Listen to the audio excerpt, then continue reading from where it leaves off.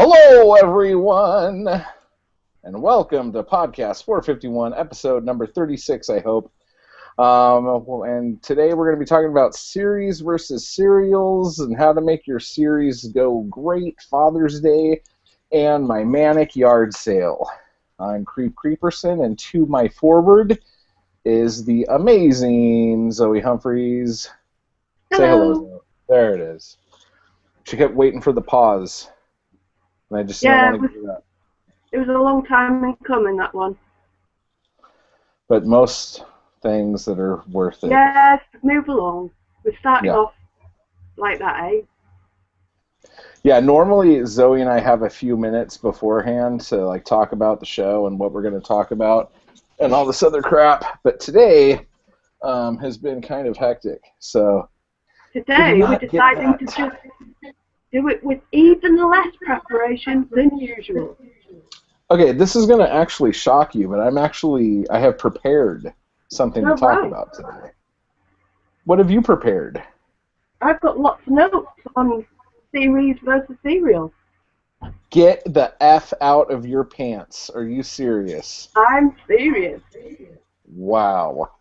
Well, I guess we should do some updates right off the bat here. Just so you guys know, I have a 10-year-old running my 3 blankets out in the yard of stuff that I'm selling. And it could be kind of shocking. She ran in here with $2 and said she sold some stuff, but couldn't remember exactly what she sold. So I have no idea what's going on. But the mystery box idea that everyone said was a bad idea. Hey, Michael, how's it going? Hi, Michael. Thank you for joining us today on this Father's Day. But yeah, the mystery box. I put a bunch of crap in a box, and I sealed the box, and then Shaylee drew on the box. Yeah, just like a bunch of junk that I wouldn't be able to sell at all. And I put it in the box, and she wrote mystery box on it all over, and we put $20 and question marks all over it. And I was out there, I'm doing like this carnival barking shit, and I'm like, mystery box, $20. You don't know what's in it. It could be something amazing. It could not be. And I'm doing this whole thing outside, right? And everyone kept walking by like, oh, whatever. And then this one guy was like, what? And he kept going to other people's things outside because it's like a community yard sale. And then he kept looking back at the box. Oh, totally sucked in. Yeah, and then what's even better than that? I was selling it for $20, and he tried to get me down to 15. Somehow or another, he gave me $30 for it. So he's like, man, I just can't get that box out of my head. And I'm like, I know, you're a gambling man. And I bet you're not going to pass up this opportunity to get this box full of mystery. Yeah, it's been awesome. Hey, Shar. Oh, hi, Shar. Sounds like Storage Wars. It is kind of like Storage Wars, except it's just me warring out there with myself. So, doesn't really work. Are there a lot of people there? Kinda. It was weird, because... See, this is what pisses me off about yard sales. Since this is a self-publishing show, we will talk about yard sales, obviously. Thank you, Shar. She said, Happy Father's Day, Creep, and Happy Father's Day to your dad, Zoe. Oh, thanks, Shar. Do you guys have Father's Day today over there? Yeah. I bought him a book and some cigars, and he's very happy with both. The book... Very nice. I'll just tell you, seeing as we are a literary podcast, is a book about outdoor clues and signs, and it's like how to navigate your way with nature, and it's amazing. Oh yeah. That is really cool. It is really cool. So he's sort of geeking out on that at the minute. In this box of books I have, I found this box called Satanism and Witchcraft, and it has this really scary pencil drawing from the 1600s on it. So I put it out there, and whenever anyone walks by, I'm like, Satanism and witchcraft at your feet. And everyone's like kind of freaking out. Shockingly, no one's bought the book though. But yeah, it's been kind of a crazy thing out there. But what pisses me off, I told these fucking assholes out there, my good friends who live in the building with me, I said, people show up super fucking early, the people who buy all of our shit, because they go around and sell it at swap meets or put it up on eBay or whatever. And so they're like, what time are you going to go out? I'm like, well, we should be out at 6 o'clock, like, ready to go. And they're like, screw that, no way. You know, I put 8 o'clock on the thing. And I'm like, okay, 8 o'clock. And I'm like, and you posted on Craigslist? And they're like, yeah. So 7:05, I'm out there laying out blankets, and there's already 3 fucking people waiting. And I fucking knew it. So it took me, like, seriously, like 3 hours to even get all the stuff out there that I wanted out there. Because every time I'd put something down, they would start haggling with me and trying to get it. And so for, like, 2 hours, I had a blanket out there with nothing on it. It was just, like, really annoying. Why didn't you just try and sell the blanket? Because I need the blanket for selling stuff at yard sales. Oh. But on top of that... Well, you missed an opportunity there, I think. Well, check this out. One of the guys who showed up came on a bicycle, and he bought so much shit that he couldn't take it home. So then he had to buy a ride from Jason back to his house. That is pretty impressive. Yeah, we cleaned up on that guy. So who do you think is doing best? Oh, the 2 dudes in 6 are killing it. But they're a lot younger than all of us, so their stuff looks newer, and they take better care of their stuff. But we thought it was just because they took care of their stuff better, but we were asking, like, oh, how long have you had that? Well, there's that, but then we're like, how long have you had that? Oh, a few months. And, like, all the stuff I have out there is, like, years old, and, like, Dave's stuff out there is years old. Dave's doing pretty good, but Dave, like, tied, not that anyone knows what the fuck I'm talking about, he, like, tied bungee cords around the trees to hang clothes on and stuff. He turned it into, like, a total, like, swap meet section. But, and I'm just out there yelling and screaming. But right now I have a wooden stool in the middle of the sidewalk with the mystery box on top of it. Because we sold one mystery box, so I made another mystery box. Here's the clue. Wow. Most of this mystery box is VHS tapes. Shh. Well, that's okay. Yeah. But, yeah, so it's pretty cool. So has it been worthwhile so far? That's the question I want to know. Yes and no. Yes, because I'm getting rid of stuff that I didn't want that's been sitting in the garage forever. But no, because that guy got here so fucking early and was digging through all my shit that I wasn't able to come back in and get a bunch of shit out of my room. And, like, off the... Because for those of you who don't know, I dabble in eBay, or I hoard stuff with the idea that I will sell it on eBay. So I have these eBay boxes that I've had, like, right by my door that I'm ready to sell stuff on eBay and all the shit. Well, the idea was I was going to bring all that shit out and sell as much of it off as I could, and then whatever was left I'd sell on eBay. Well, I haven't even touched these boxes yet. That's probably not a bad thing, though. You need boxes out back. Yeah, you need to be getting into all the other stuff that is just there and been sitting there for a long time. And let me tell you what this tweaker bitch fucking said to me, dude. She drives up in a truck. Whoa, hang on a minute. What, a tweaker what? I said, let me tell you what this tweaker bitch said to me. She pulls up in a truck. I don't understand what that means. And she just sticks her head up. Like a woman whose teeth were all rotted because of all the meth that she does. Oh, okay. And stuff like that. Speed, the whole deal. Well, anyway, so she pulls up, and she wanted the chairs that the 2 guys in 6 were sitting on. She's like, how much are those chairs? I'm like, well, those chairs are for sitting. They're not for sale. And she's like, what the hell kind of drive-through fucking yard sale is this? And I'm like, I'm like, well, I have a mystery box here for $20. And she's like, and it probably fucking meows. I've been through those mystery boxes before. You're going to try to fucking give me a cat. And I'm like, have you ever wanted to make your own bread? Because I have a bread maker out there. And she's like, not since the 1600s. And I'm like, Jesus Christ, this chick is fucking ornery. And I'm like, how about steaming your own vegetables? And she's like, gross. Oh. And I'm like, okay, well, you have... stop it all? I don't know, just to fucking piss me off, apparently. But... Now, what I want to know is, you're sitting at the dining table, which you told me earlier was going to be part of the display out there. So what's all that about?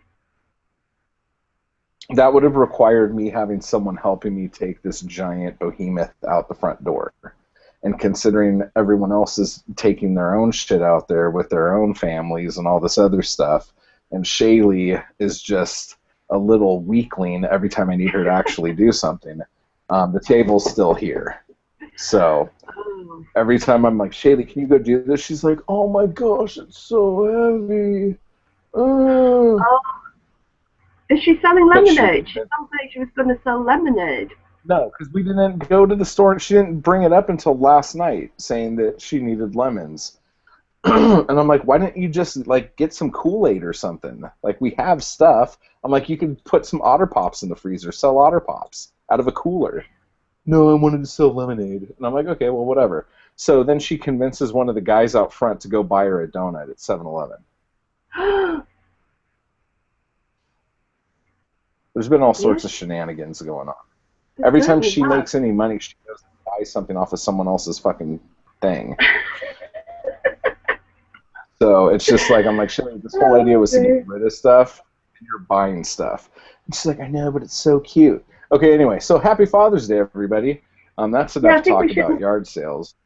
I think we should maybe get on with the show. But it sounds exciting. I don't blame you for talking about it. Yeah. Have you got any books out there? Everyone thought there are books out there. Wow. I even said, I'm like, if anyone wants to know what happened to Mina after the events of Bram Stoker's Dracula, pick up this book, Mina, for only $1. And I'm like doing like the whole... putting people off? I actually screamed at a car and they kept going.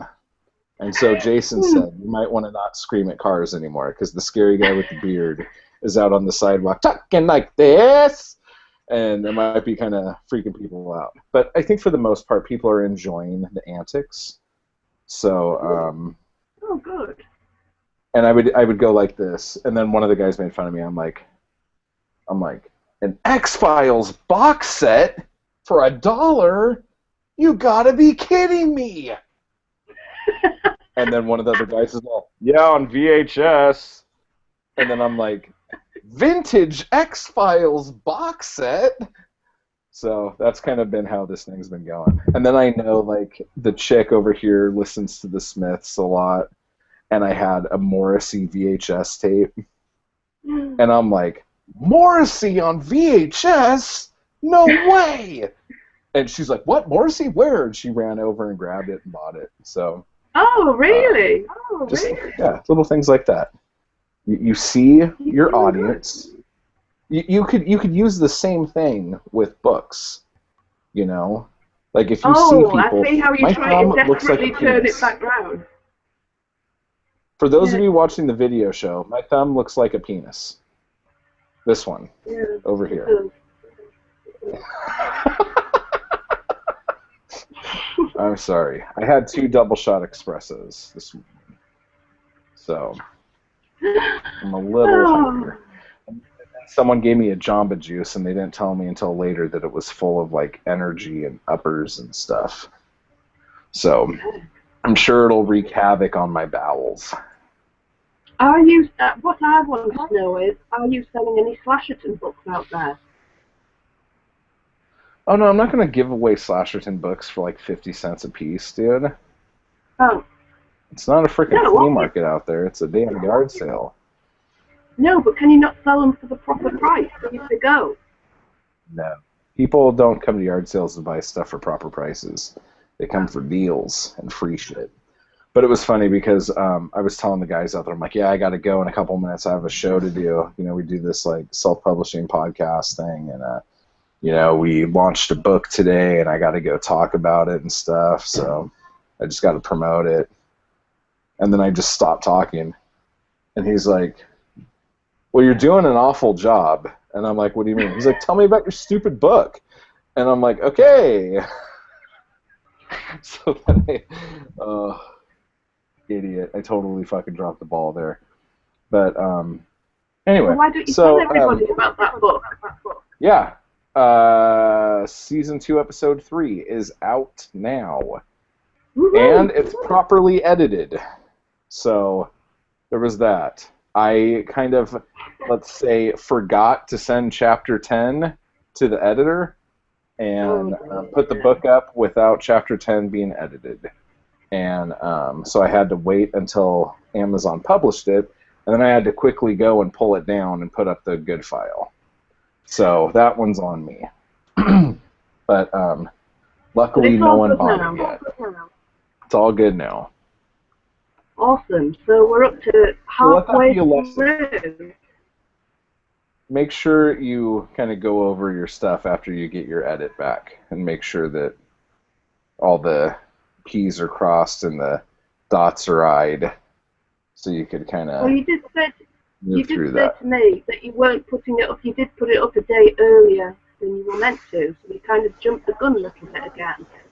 Well, no, I put it up on, okay, if no one remembers this happening, I'll go through it.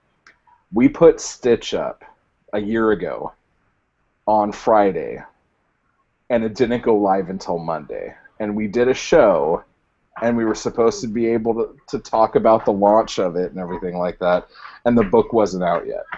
So ever since then, I've been really freaked out. So I always try to, if we're putting something out on Sunday, I give it a couple days just to hopefully make sure it's up. So, yeah. So yeah, it's the one with the red door on the cover. It's really cool. I really like that cover. It's a good cover. If I do say so myself. Simple. Yeah. So what else has been going on this week? Well, I've been doing a secret project for a secret lady, which I don't think I'm allowed to talk about yet. But I think we're both very happy with it, so I'm very pleased about that. And that's done. I need to be starting on the Creek Creature now, don't I? Considering it's meant to be out in July. We need to have a meeting about that, don't we? Yes, we do, so that we can discuss actually what we're drawing. It's half done. Yep. And it looks awesome. Yeah, it does look awesome. There's something kind of big that I want to talk about, but I'm going to wait a little bit. I'm going to wait a couple weeks. So just know that something's happening, but I want to wait until it's a little more solid before I start talking about it. If you guys see this right here behind me, that is a bottle of Crystal Skull vodka signed by Dan Aykroyd. Oh my God. Yeah. Now you might be thinking, why the hell did Dan Aykroyd sign a bottle of Crystal Skull vodka? I'll tell you. He was the spokesperson for Crystal Skull vodka when Crystal Skull vodka first came out, and my buddy was the one who did the radio spots, recorded the radio spots. So he had Dan Aykroyd come to his studio and do these radio spots, and he signed a couple bottles, and I got one. Holla. Pretty awesome. Yeah. So, are we ready? I'm just like a little bit starstruck, I guess. Of Dan Aykroyd? Yeah, he's pretty awesome. If it was Bill Murray, I think I would have passed out. Yeah, let's have a closer look at it. Oh. That's Dan Aykroyd's John Hancock right there. That's what it looks like. Wow. And it's still full of vodka. I haven't opened it yet. I've had this for years. That needs opening, I think. Do you think? Yeah, you can fill it back up with water and nobody would ever know. Look at you trying to make me a lush. I think as well, by the way, we need to discuss our giveaway. Oh, my fucking shit. Thank you so much. And Shar just posted a link in the Q&A bit for the new Black Star Canyon episode. Thank you, Shar. Oh, thanks, Shar. You're awesome. She's just said to me as well, lovely Shar has said that I'm allowed to tell you about what we've been doing. Tell them. I've been doing the cover for her book, which is called Ogres of the Hickory Cottage. Nice. And it's going to be a series. It's book 1, this one. The first one, she's very excited about it, and she gave me the honour of doing the cover for it. So I had to create, we did the background, which used to be her bookshop, which is very special to her and her family. So there was quite a bit of pressure to get it right, I think. And we had to create the 2 ogres that she wanted as well on there. So I've actually got a picture. I don't know if you'll be able to see it. You'll be able to see it properly, obviously, when she does it, but I'll give you a quick look. Just bear with me, folks. Holy crap. Sorry, my camera's being an idiot. Oh, yeah. Oh, sorry, let me lock you in here.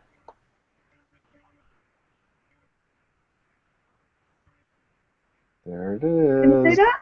Yeah, looks good. Here, there are the 2 ogres, which were great fun to do. So she's hoping to have it out in June sometime, I think. So we will let you know about that. Yeah, and I think, if I'm not mistaken, she wrote that when we said everyone should just fucking write something. She did. On that one was show. the whole thing. That show we did where you were promoting it and you were saying, look, people just need to sit down and write. Just do what's close to your heart and write something that you know about. And she sat down and started it, didn't she? So there you go, and it's going to be coming out soon. Yeah, so we'll let you know about it. So get over there. Yeah, it's pretty cool. So I'm very pleased with that. So well done, Shar. We're all excited about it, and I'm very, very honoured to have been able to be a part of it. Very cool indeed. Aww. I know. It's pretty special. Yeah. So, moving swiftly along. Oh, the other thing Shar mentioned is that you have very pretty nails. The prettiest nails she's ever seen for a man. Me? I'm not sure. I beg to differ a little bit, I Shar. have a keratin excess. I beg to differ. Sometimes I have to tell them to cut them. They get a No, little I bit need to too cut them in. lazy. Yeah, this one's getting a little too... Because she doesn't like it because I could go... Yeah, that freaks me out. It's like... It's when did you guys see Shadow of the Vampire? Nosferatu, he's all... It's when he starts, like, stroking his beard with them. Oh, she doesn't like this, and I go...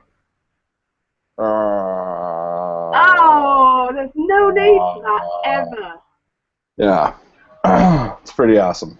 But they're all right at the minute, I'll give you that. Yeah. I would be one of the most beautiful, thick, wide women in the world. Yes, you would. If I moved to Greece, I could be a female. Supermodel. Yep. And I could win Eurovision. Oh, that would be awesome. Oh, Americans, any American viewers watching, if you don't know about Eurovision, check it out on YouTube because it is sight to behold. It's an event, a yearly event. American Idol, if American Idol was like World War III, and is that about right? And just everyone's god awful. It's like if there's no rules and you have to be as extravagant and weird as possible in your song option. It's like Gary Glitter on crack. Anything, yeah, anything goes. Like Gary Glitter, so never mind. It has a and huge... Thank you, Zoe and Creep. Aww. Oh.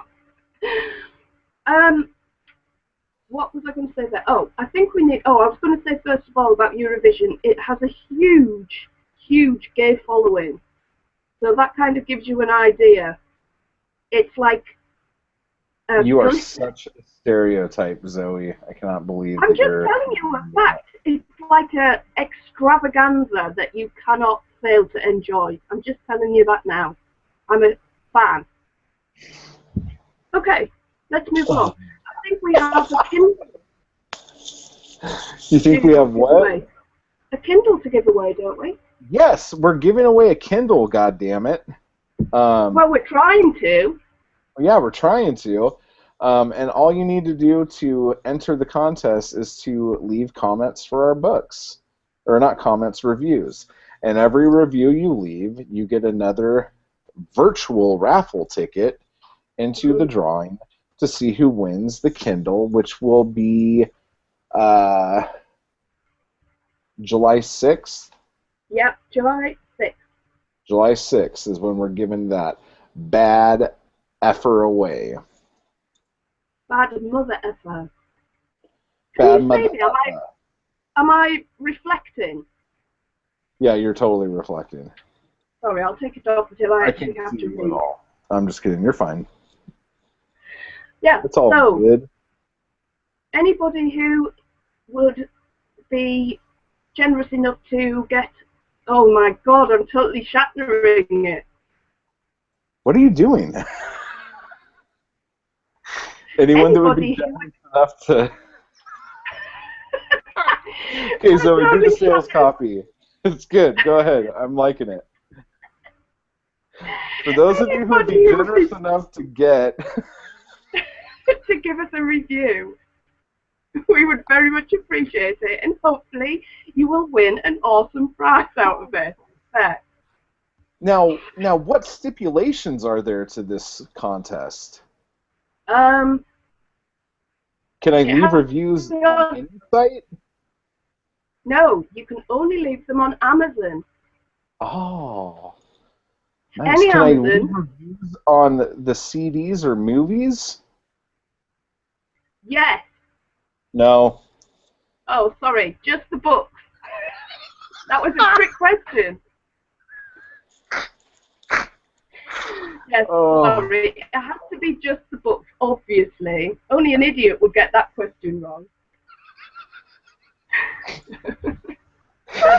Speaking of, real quick, before I forget, I got a message today saying that my movies that are on Amazon Prime are listed under kids and family. Oh, God, that's just recipe for disaster. That's not good. Someone has to rectify that pretty quickly. Really do, pretty quickly. So anyway, so the other thing is that if you do leave us a review, and like, let's say your name is like Booty Squirrel Thumper on Amazon or something like that. Obviously, I don't know who the hell Booty Squirrel Thumper is. So you'll have to message me and say, hey, by the way, creep, my name on Amazon is Booty Squirrel Thumper. So, yeah. Okay, so that is creeperson@gmail.com.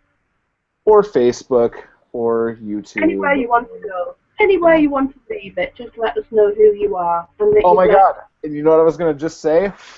What? I was just going to say what I normally say, which is I'm the only creeperson out there, so it's really hard to find me. But there's some motherfucker from the East Coast who has a Twitter account saying he's creeperson. And he's like a hip-hop artist or something. Oh. And it's creeperson with an I. Really? Heads are gonna roll, dude. You should get all over that copyright, man.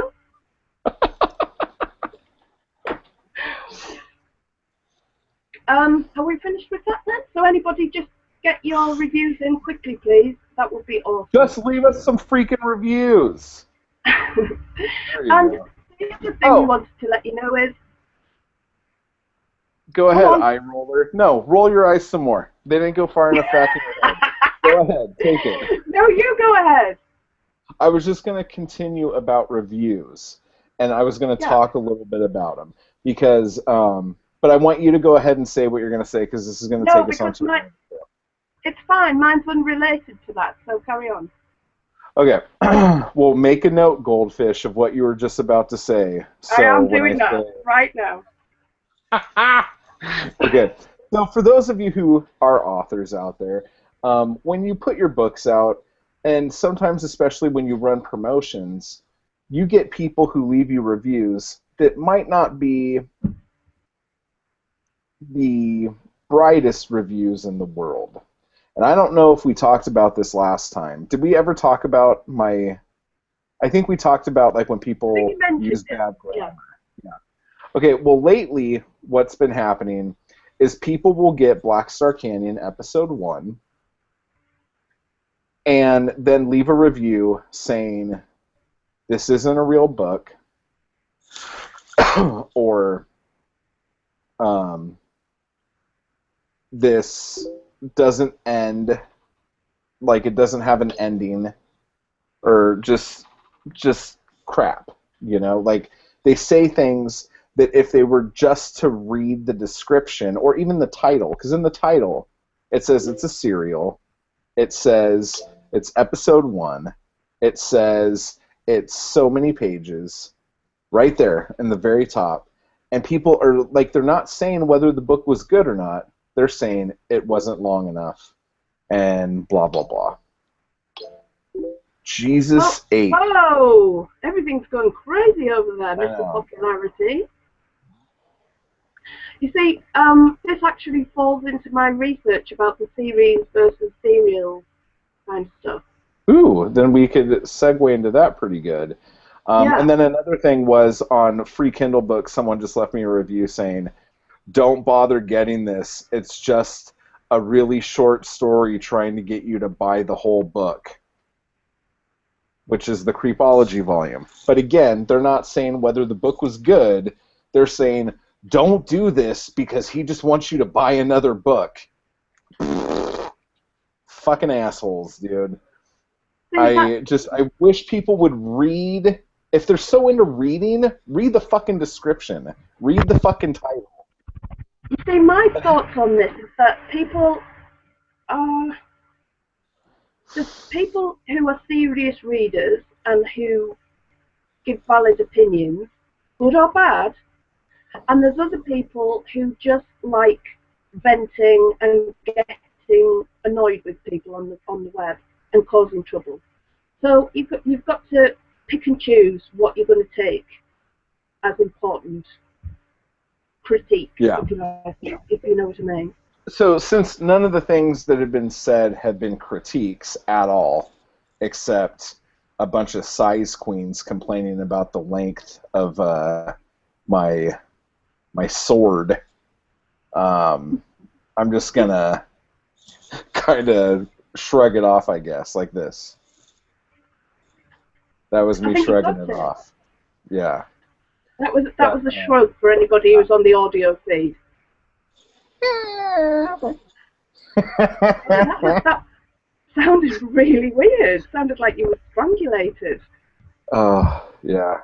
So do you want to take us into some of your knowledge of what you've been looking into? Well, first of all, I just wanted to mention that we attempted to do the Friday the 13th podcast the other night and had a bit of a disaster.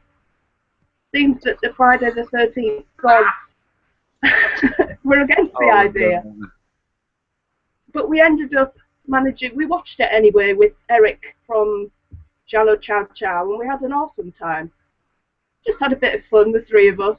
It was super fun. Yeah, so what we're going to do... I haven't put the audio up yet. But we're going to put that audio up our way for anybody who wants to talk to themselves and listen to us having fun.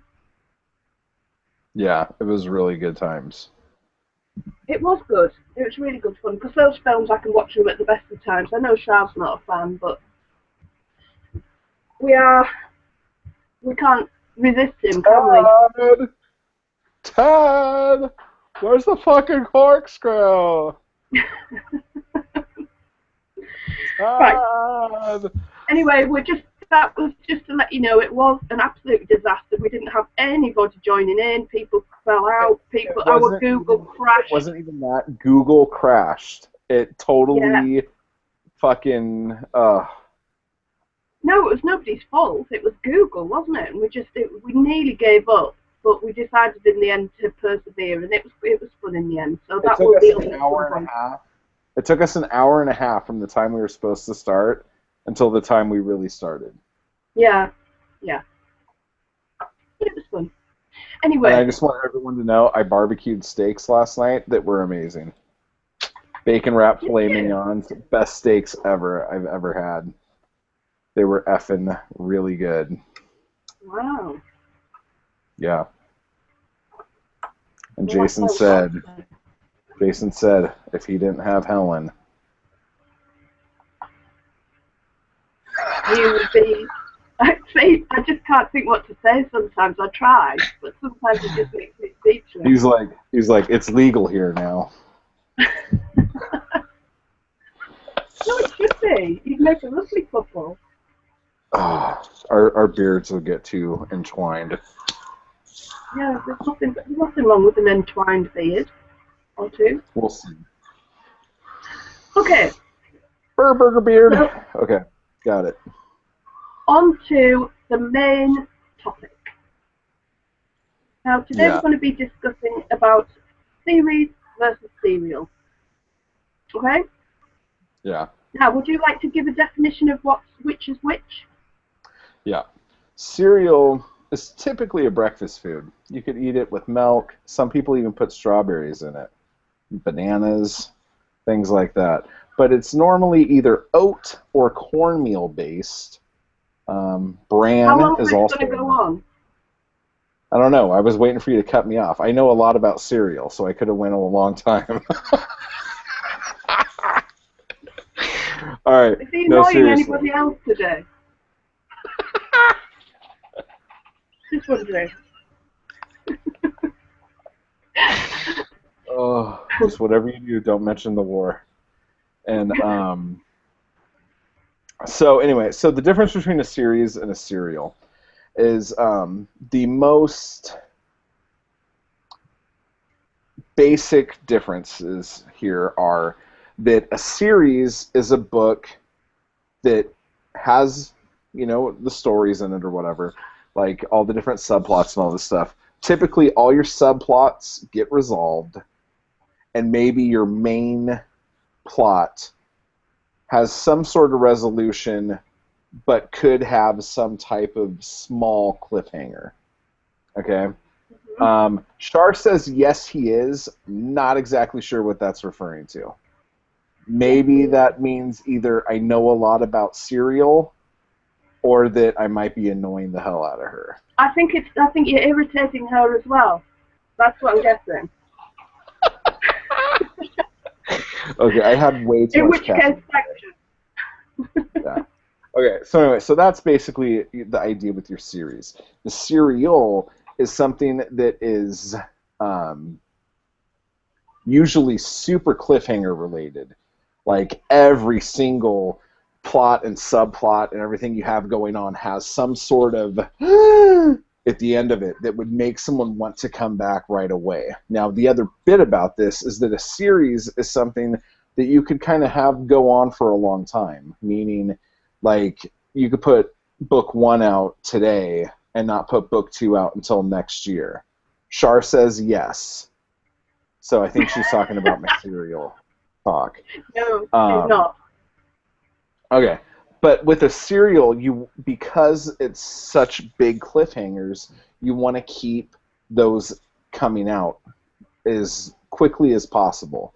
A lot of serials, like this dates back to, are you effing kidding me? The letters. Samuel Pepys. Oh, not Screen Tape. Huh? Samuel Pepys.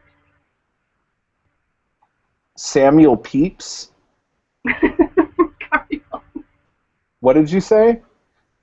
Yeah, that's what I said, but it's obviously not what you were thinking of. I believe it was like Dickens or something. Oh, I can't believe I can't remember this right now. It's Charles Dickens. Yeah, it's the something letters, wasn't it? Or the motherfucker. Okay, give me 2 seconds here. I will find. I'm pissed off now. Is it fair to say that a serial is a story that is split, like a contained story that is split up into episodes with cliffhangers at the end of each one to keep the reader interested? Yes, but what you need to do... Go ahead. I like this. Go. Whereas a series is kind of contained within a world or a character or a group of characters, but the books are standalone stories. Yes. Pickwick Papers. God damn it. Yeah, the Pickwick Papers. Okay. You threw me with letters. First published in 1836, is widely considered one of the first serialized periodical literature features. I also have... Michael said it. Thanks, Michael. I went away from the page to go look it up. Yeah, so he knew it before I did. Good job. But the thing is about that, though, I think in order to have a good serial, you need to have every character that's in your story have some sort of cliffhanger every single episode or every single volume or whatever, however you want to classify it as, whether you classify it as an episode or a book or whatever. Every single character has to have something, whereas with a series, for instance, and the only thing I could really do was go off of my experience from my writing, but like Bloodlust Romance and like the BLR trilogy, that's a series because the first book takes place at a house and there are characters in the house and a bunch of shit happens people get killed, blah blah blah blah. At the end of that book, they have left the house, something happens to make you want to read the next book. But when the next book starts, we have a new environment, we have new characters for the main characters to interact with. It's a separate story. So, could you read the second book without reading the first one? You could, but I mean, I wouldn't want to read the third Harry Potter book without reading the first two. No, yeah. Even though the first two Harry Potter books are shit. Sorry. Controversial. But they're written for frickin' little kids. I've never been a huge fan of Harry Potter. I can see I enjoyed the first few books because I got really into the whole idea of it and the magic of it all, for want of a better term. You know what I mean? And everything about it. But I kind of lost interest after that. But I admire the staying power. You know, it was such a huge thing. I was just going to say as well, you were mentioning Charles Dickens. I've got here Alexander Dumas, published both The Count of Monte Cristo and The Three Musketeers in serial format as well, which is the same kind of thing. And these were like the first, you know, and you have all the awesome, because no one thinks of those two stories as serials, ever. No. You know what I'm saying? So that's really, really cool. I've never read them as like a serialized format or anything like that, but that would be an interesting read. I should probably dig into that. But yeah, so, and then for instance, like the Zombie Alpha books, okay? There's only one out right now, and that one tells a story that basically introduces all of these characters, and then there's a cliffhanger. Now, it's not a... I mean, I guess it's a big cliffhanger, but that story is now done, if that makes sense. Like, everything that has happened up to that point is now going to be completely different in the second book. Does that make sense? Whereas Bloodlust Romance, I mean, Black Star Canyon, if you walk away from Black Star Canyon, if you miss an episode of Black Star Canyon and come back in, it's going to be like, what the fuck has happened? You know, like... So Zombie Alpha is going to be a series then, rather than a serial? Well, I feel like if it was a serial, I missed the boat on it. Because I should have put out the second long-ass time ago. Yeah, you're not pushing it enough. And the other thing is, too, with Zombie Alpha, there's an arc that is going to end pretty soon. And then that's it.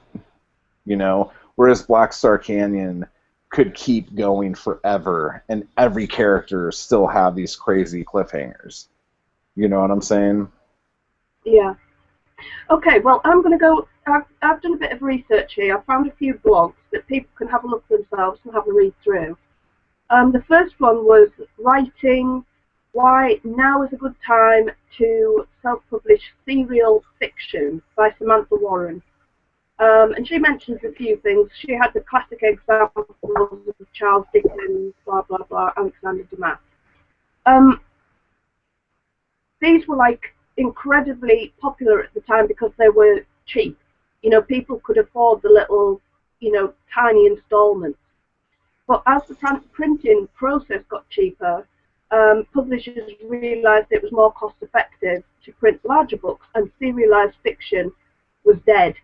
So then, this has sort of been out of fashion for a long time, but now with self-publishing, it's starting to come back again, which is good news for self-published authors. But we need to work out whether that's actually, it's a good thing, you know, which is the best to go for, what works and what doesn't. So, first of all, she mentions that there's quite a few things that you need to take into consideration. And one is that now, younger generations of people, the same with movies, same with television, all that kind of thing, they have a shorter attention span. And they don't want to commit to a 400-page novel. That'll take weeks, months to read. They want something like instant entertainment, short snippets that they can devour in an hour, fun, easy to read excitement that mimics their favourite TV shows like The Walking Dead, for example, True Blood, all these kind of things that you watch, and at the end you're like, oh my god, I'm going to have to wait a week to find out what happens. And that's kind of how things are going, isn't it? It's turning into that kind of generation, that kind of culture. Obviously, there's still a need for the other kind of books, for big novels, but there's definitely a market out there for people who are wanting to get that, just a punch of information. And also, I think it comes down to the fact that people haven't got much time.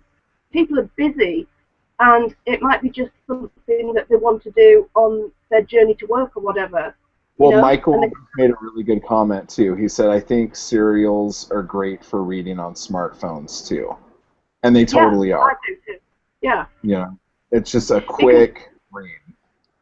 I think he's right, because it's very overwhelming to have a huge novel on a smartphone.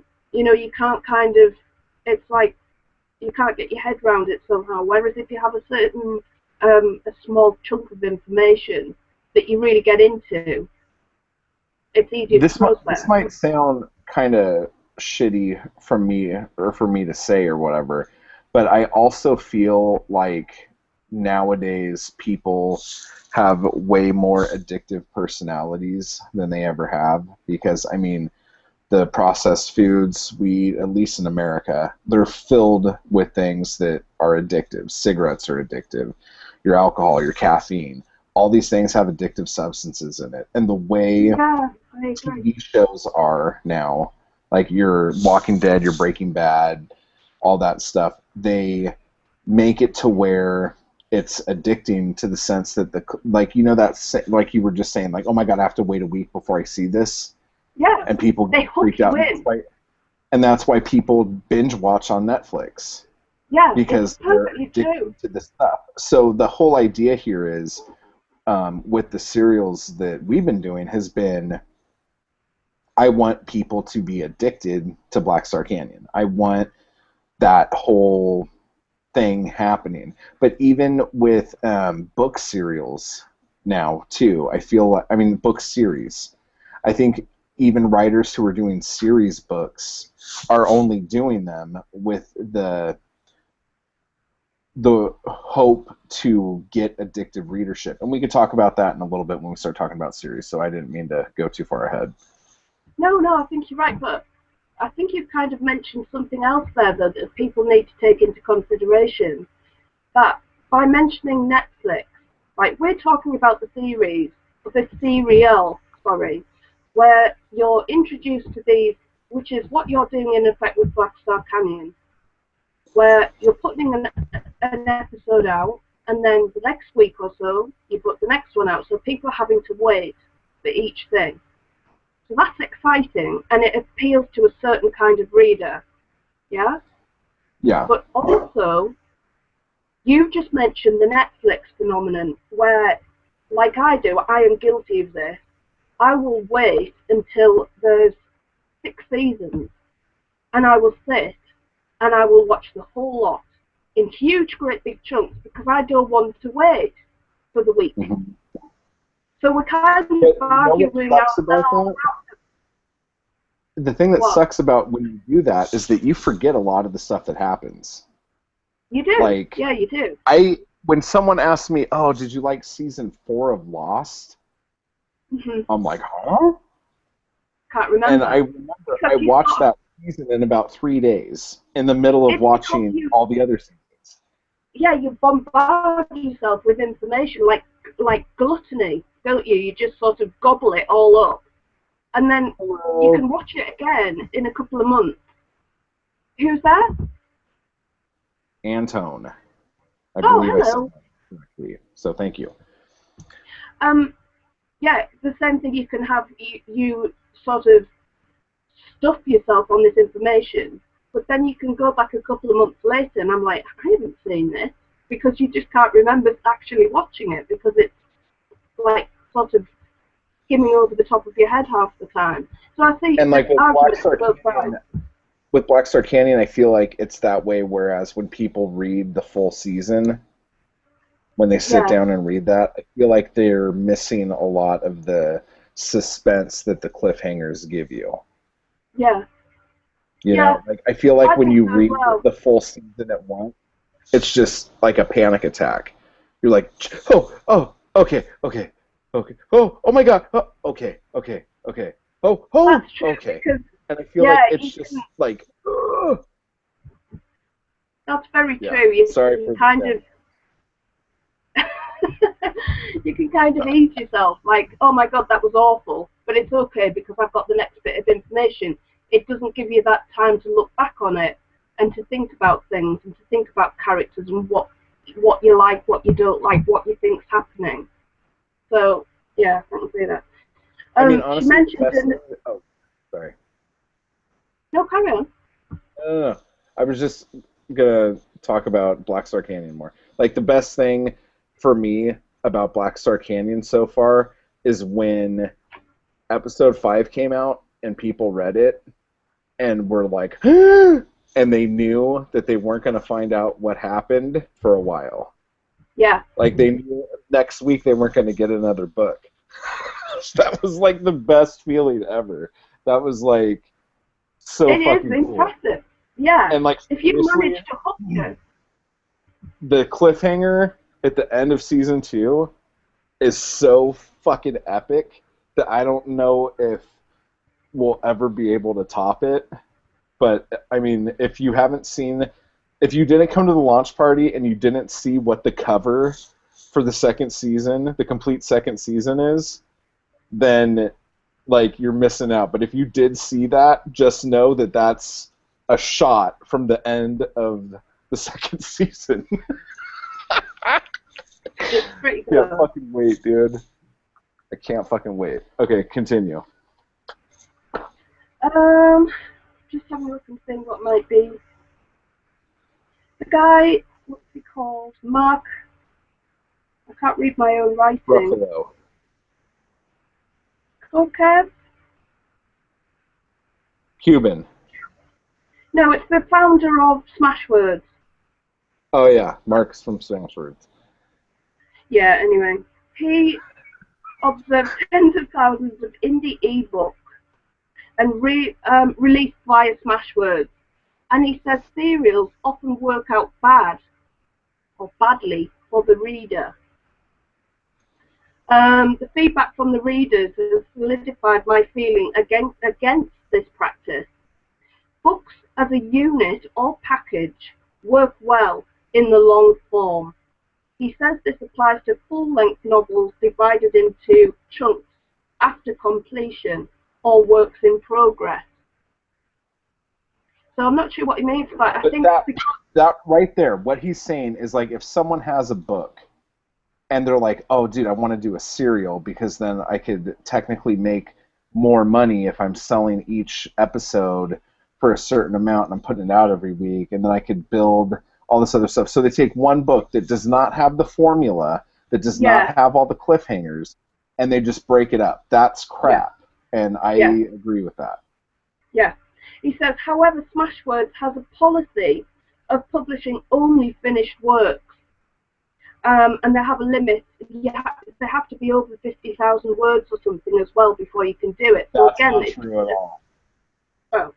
I don't know. I published Unsane Sam on Smashwords, and Unsane Sam is like barely 5,000 words. Oh, did you? So. Oh, well, I don't know where I've read that. Yeah. Just ignore me on that point. Building an expectation from the readers they will receive complete works rather than serializations. Services known for serializing literature such as Daily Lit and Bain's Books web subscriptions have loyal fan bases, but these are traditional public things and not available for authors to use. And there's a couple of places that do this. They allow, there's Fiction Express that are experimenting with sales of serials, so far with groups of 6 authors. Work is posted chapter by chapter, and readers vote each week on what they think should happen next. And there's another one called Eat Your Cereal. Get it? Yeah. Which delivers the author's work to the readers in, segmented form. So for the service provided, including the editing, the site takes like a cut from the proceedings. So it's kind of like by doing the self-published option, you can choose which one you want to go for. But there's an interesting thing in this blog. I forgot to tell you this. This is Experimenting with Theories for Fun and Profit by Jane Friedman. There's a quote from Sean Platt from the Self-Publishing podcast. And this is the Yesterday's Gone. They mentioned in the one earlier that Johnny B. Truitt and Sean Platt kind of made their name in the serial world, didn't they? And it focused on sales. Sean Platt. Yeah. Dave Wright, focused on sales and distribution through Amazon. His ideal model was always to produce a free pilot, so the first episode that comes out is free, then $1.99 for subsequent episodes, with $4.99 for the full season, which is usually 6 episodes. We never intended people to buy the single episodes. We get 70% royalties for over the $2.99, like we've mentioned on several occasions. Yeah. So individually priced episodes only exist to make the $4.99 season look like the great price it is, and to encourage sales so they can get the 70% cut. So you can see from that, you know what I mean, that it's a pretty sort of savvy business model.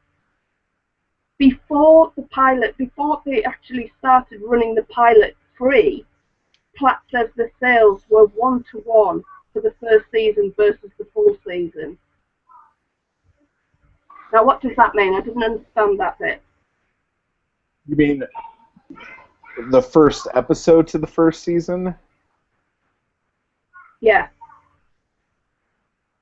It meant for every episode one they sold a complete season. Yeah.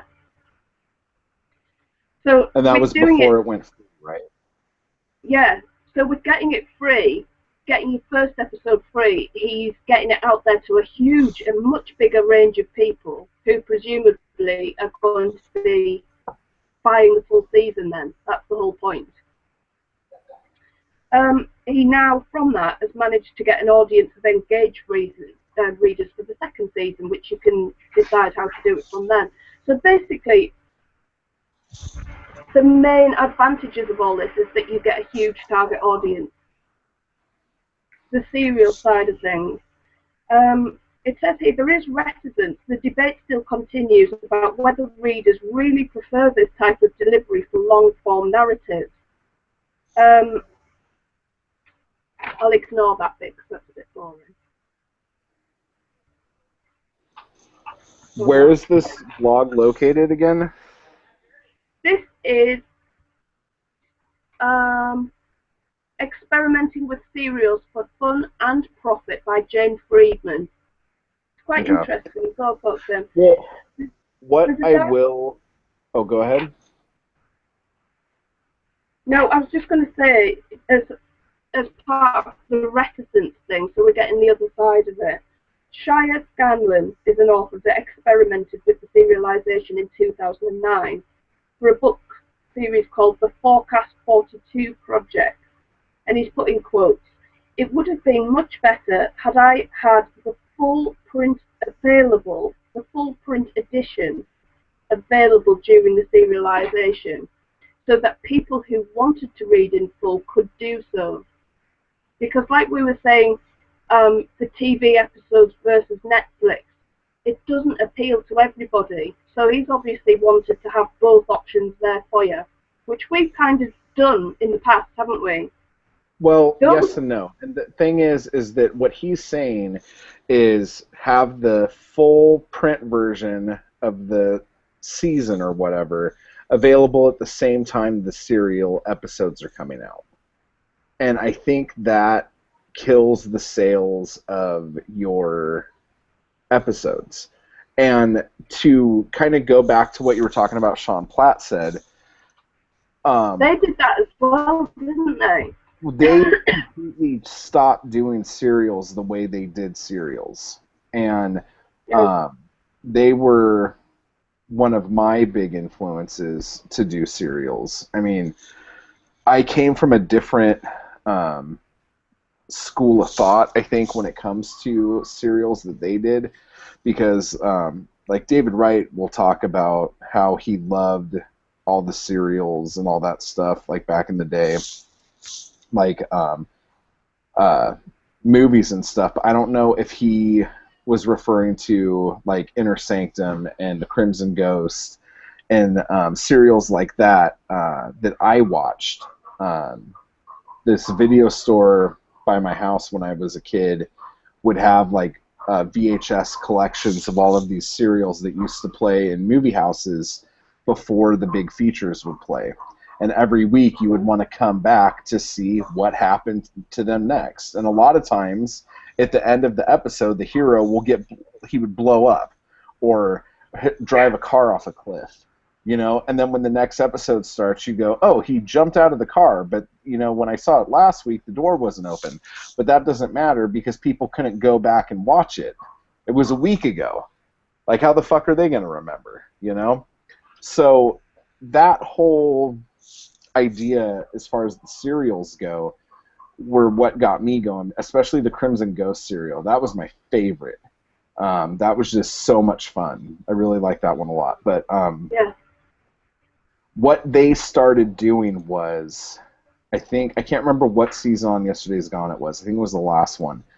They decided that they were going to do something where they put the full season out on the same day that the first episode comes out to see what happens.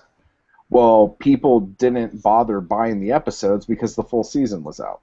So if the whole idea there was to have the episodes being there so people could see what kind of savings they were getting by buying the season, it defeats the purpose if no one's ever going to even look at the serials or the episodes. And at that point, I don't even know if your book would then even be a serial. It would just be a book with a ton of fucking cliffhangers in it.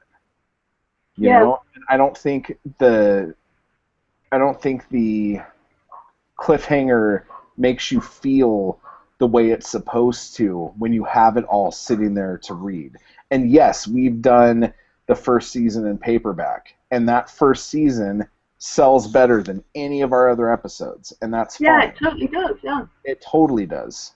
But the thing here is, too, is that that's okay, and technically no one's ever sitting there going, wow, you know, I'm really expecting everyone to buy each episode. Because even though that's the way it should be read, just like with us, if something comes out on Netflix, I'm going to watch it. And I'm going to sit down and watch the whole thing. Is that the best way to do it? No. But that's how I want to do it because I binge and I have an addicted personality. And that's how this whole thing goes. So now what they do, I don't even think they put out the first episode anymore. I think they just go straight to the box set. Like, here's the box set of this season. And Sean and Johnny do it with the Beam too. They don't even put out an episode anymore, but they still have it set up like it's a freaking 6-episode box set. So to me, that just seems weird. It is really confusing. At that point, just make a fucking book. Yeah. Very strange. I'll continue with this because I want to hear what your opinion is on this. Continuing what the guy said here, he said though the feedback was positive, even though he wished he had the full, complete season there as well, there was ambivalence about the reading process. It was either too slow or too fast. Now, I think that's going to happen whatever you do for a start because people are different. So you can't please everybody. You've got to have. It's not just people are different. There's shows that are different. Let me explain. Yeah. Okay, like Mad Men, beautiful show, really good show. It's as slow as shit. And each season, when I watch that fucking show, I'm like 5 or 6 episodes in before I'm excited about it. And I'll be watching it, and I'm like, fuck, man, this is so slow. Just get to it. Come on. But I watch it. But then there's shows like Breaking Bad that I think run pretty quick. Those episodes, like, pop. You know what I'm saying? But then, like... Yeah, they're over before you know it, aren't they, really? Walking Dead, I have a huge problem with how Walking Dead is done. I think Walking Dead should be a half-hour show.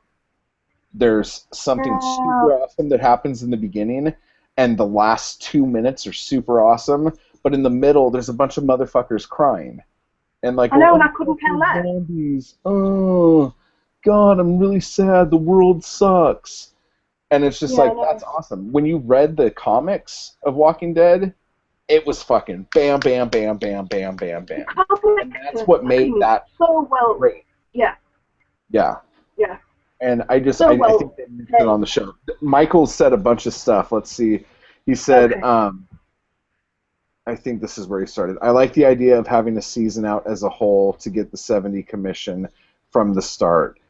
Also, you can offer perma-free on the first episode, then drive business to the season for the 70% commission if you charge 99 cents per episode. Okay, what we're doing right now, just to give you an example of how we're doing Black Star Canyon.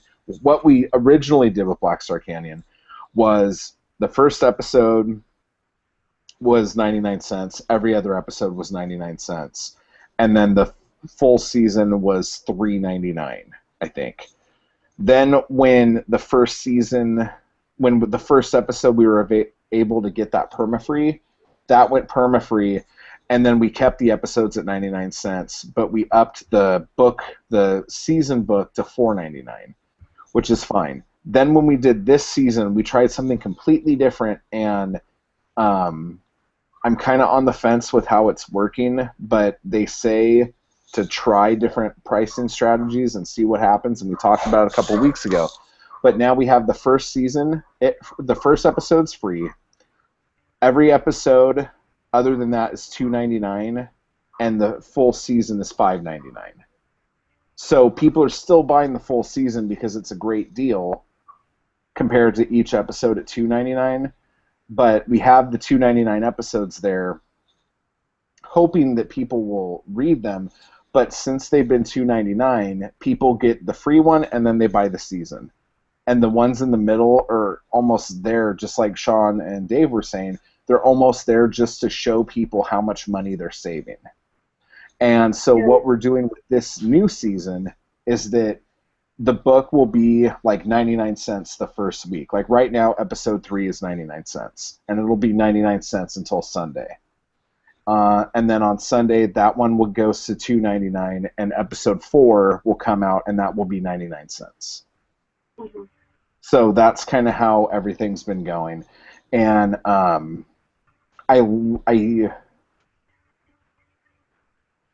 Zoe's a little more hardcore about the pricing. She thinks that the pricing structure we have now is good. I actually am thinking that the $1.99.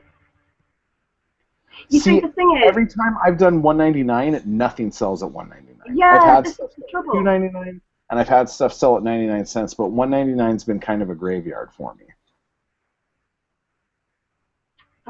It's very, very, this is something that is very, very tricky to hit on the right spot.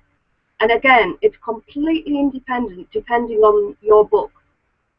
That's what it comes down to. Michael says he likes the idea of putting the price up after a week. And that whole thing just goes to the whole deal where it's like we have our loyal customers and we don't want them to... Yeah, I don't want to fuck them for being good customers, so we want to give them the best deal we possibly could give them. Yeah. Yeah. How long are the episodes? And then Michael said, I know you said the other week that length shouldn't matter. I'm just curious. Well, length obviously does matter when you have people complaining about the book they just got for free like a bunch of assholes. So, but the episodes for Black Star Canyon, people like to complain. The Black Star Canyon episodes are 13,000 to 15,000 words. Most of them are 15,000 words. I think episode 3 that just went out is almost 17,000. But again, it's supposed to be something short that you could just digest within the week, so there's no excuse to why you can't get ready for the next episode the following week. But like the print copy of season 1 is like 370 pages. It's a pretty good sized book, and I didn't realize that it was going to be that big once. And see, that's the thing that sucks too, because Amazon has the estimated page numbers, and I think the estimated page number for the first season is like 170 or 180 pages, which is kind of annoying. But then the rest of the books, like the series books, like Shallow Jallow, Zombie Alpha, Bloodlust Romance, those are all around 25 to 30,000 words. And I think that right there is a really good cut for most books, at least for the audience that I have, because I really do feel like most people don't want to spend the next 6 months reading the same fucking book. I feel like people want to get in and get out. I do. I think there's still a market out there for people who like big novels, you know? No, I know. They're the people who get pissed off when they get a fucking free book, and it's fucking not 9,000. Not necessarily. I like a big book sometimes and reading through it because you can get your teeth into it and read it, you know? But I think there's definitely a market for the new sort of, it's like an up-and-coming thing again, and that's the whole point. It hasn't been popular, but it's starting to get more and more popular. And it's the main thing is, from all of this discussion, is that it creates a huge amount of interest. You know what I mean? It gives the author an opportunity to get their work out there. You know? Yeah. And as far as... Go ahead. There's a couple of things. I'm just going to read it and then we can discuss it, because there's pros and cons from another blog that I found that I think you're going to find useful to talk about. At the end of this bit that I was telling about, what Shire Scanlon also pointed out, even though the feedback I said was positive, there was ambivalence. You know, it's either too long and short.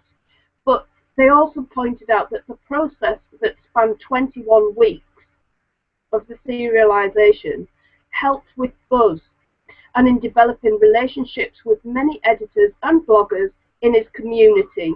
Ultimately, the process found in the publisher. So after all that, it's actually done him a huge lot of good, really, because I totally agree with that. Yeah. The fact that it's 21 fucking weeks, that's fucking big. That's a long fucking serial. And I wonder if that just means each chapter goes out. Like a chapter goes out every week. Is that how he did it? I don't know, it didn't say, but I'm presuming, I reckon that might be a way that he's done it. He's split the book up. Instead of doing the book designed in episodes, which is a different kettle of fish altogether. If you're looking at a book that is designed to be a full-length novel or whatever, and it's split into chunks that are more digestible, that's totally different, you know what I mean? It's totally, you're not going to have the same kind of impact, the same kind of, like, grip that you would have on the reader that you would if it's designed to be that way. Hillbilly Hottie just said, Zoe has a sexy accent. Just saying. Well, I have been told... I have been told that I have an accent, apparently. I have a Californian accent. I didn't even know that was something that was real.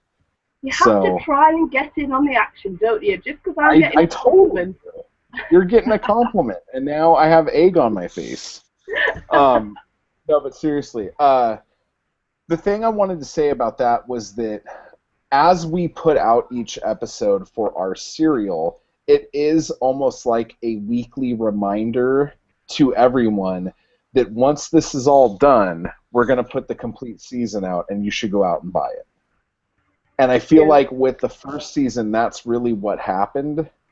Like, because if you look at the numbers of the episodes, they are, like, the free one is super fucking high. And then 2 and 3 are still kind of high, but, like, petering out.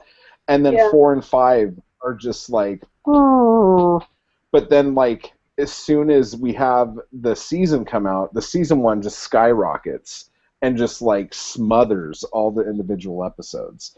And I really feel like a lot of it has to do with the fact that every week we're promoting the next episode. It's just like a big neon sign saying, hey, everybody, guess what? This book's going to come out and you're going to fucking read it. Do you think it is that, or do you think it's the fact that people just like to read it in a bigger chunk, and we're talking a load of bull?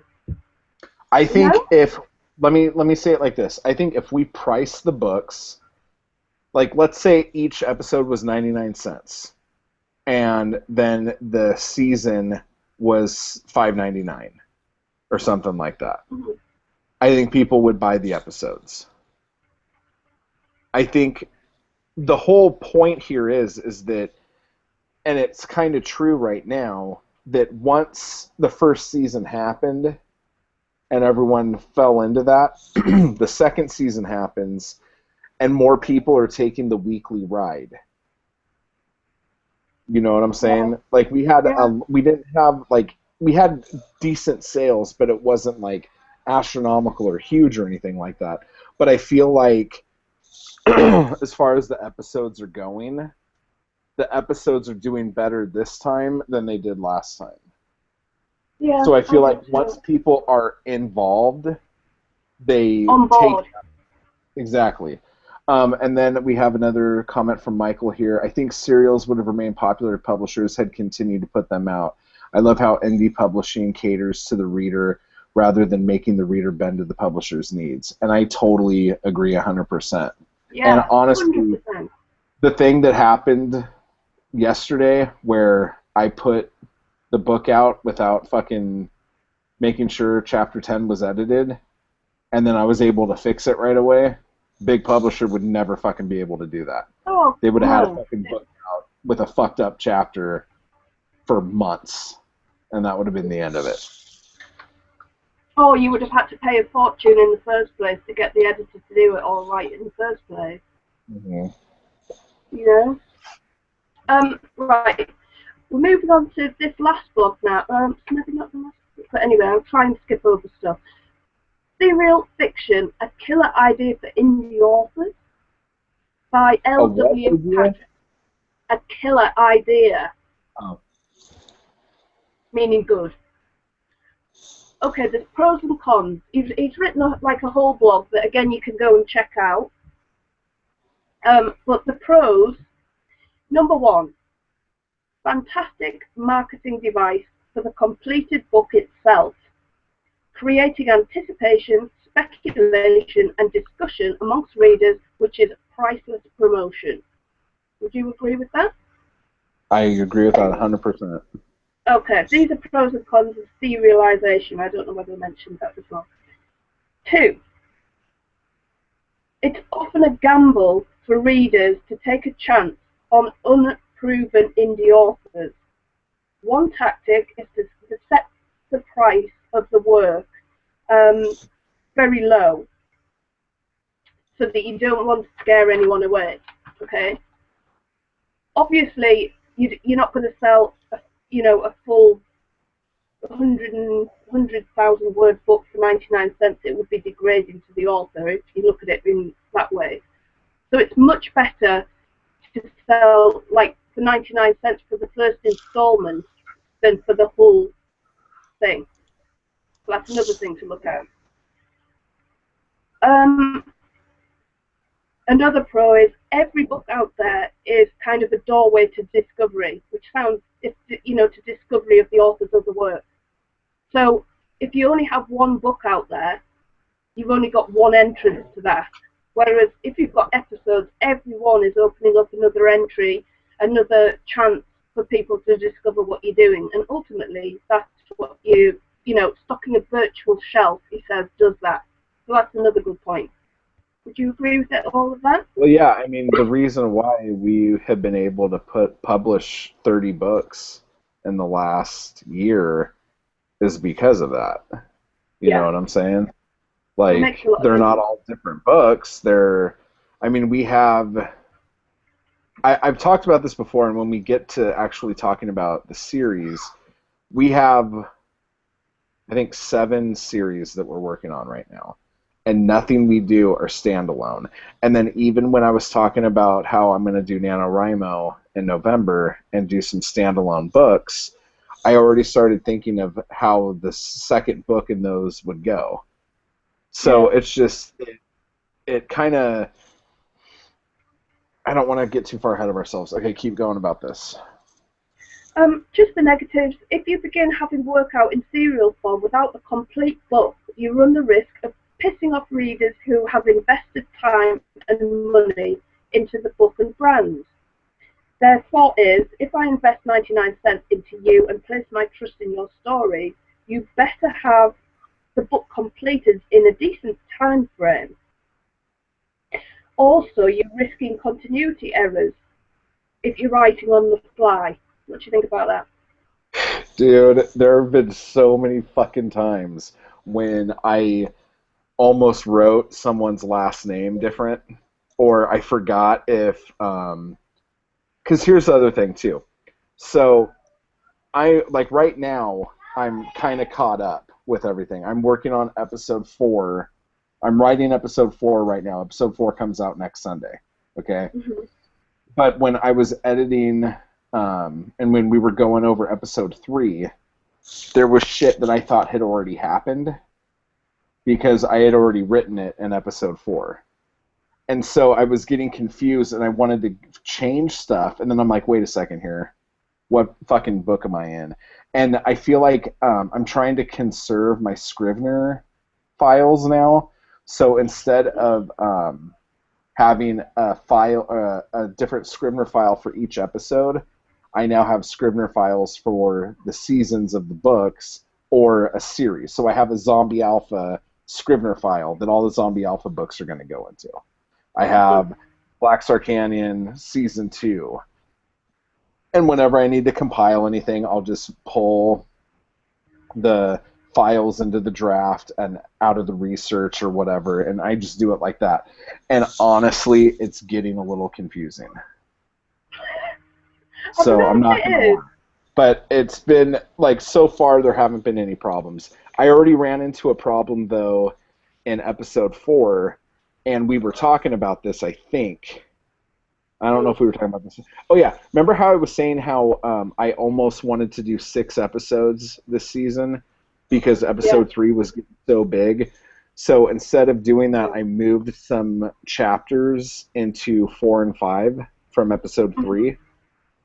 Well, in doing that, I have chapter 1, which takes place in the morning, chapter 2, which takes place the night before, and then chapter 3, which takes place the night before, but then chapter 4 takes place right after chapter 1. So now I have to go back and change chapter 1 from taking place in the morning to taking place the night before. So that has been kind of a little things like that. Like, that's the little stuff. That's a valid point then. If you're right, because obviously people have got the 2 options. You've got the option of splitting your book up, which is designed. To be fair, most people aren't stupid enough to write a book and then 4 days later publish it. So most people, like, write the book and then for the next couple months go through their edits and all that stuff. No, but I don't mean that. I mean, some people are writing a full, like, series and then or a full novel, and then they're splitting it into chunks to try and get money from the episodes. Yeah, but I'm saying, I think if you're writing, I do.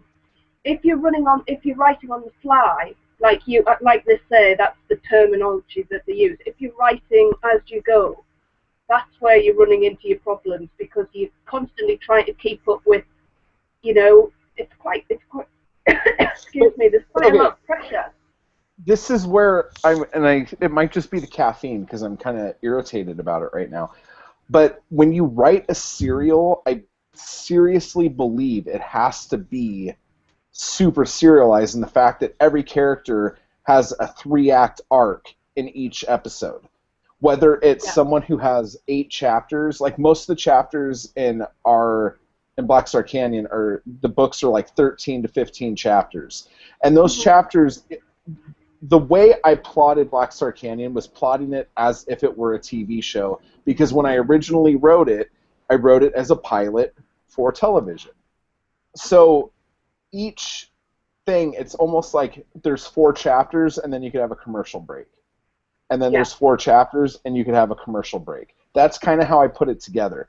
So in this season's a little bit different because last season we were introduced to all these characters. The characters were all intertwining and all this stuff.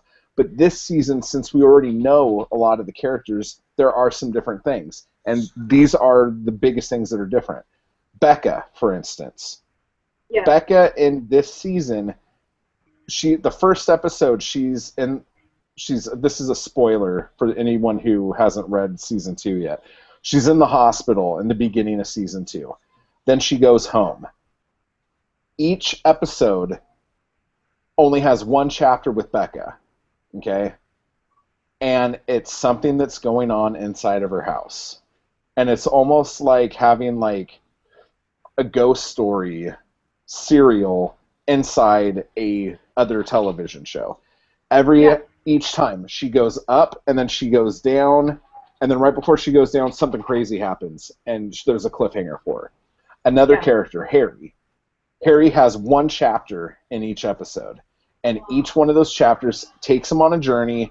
Something happens, and then he comes up here, and he's like, okay, this is the decision I have to make now. And then we find out in the next episode what happens next. So, but then there's other characters who have like 4 or 5 chapters in each episode, and they have an act structure. They solve the problem from the last episode.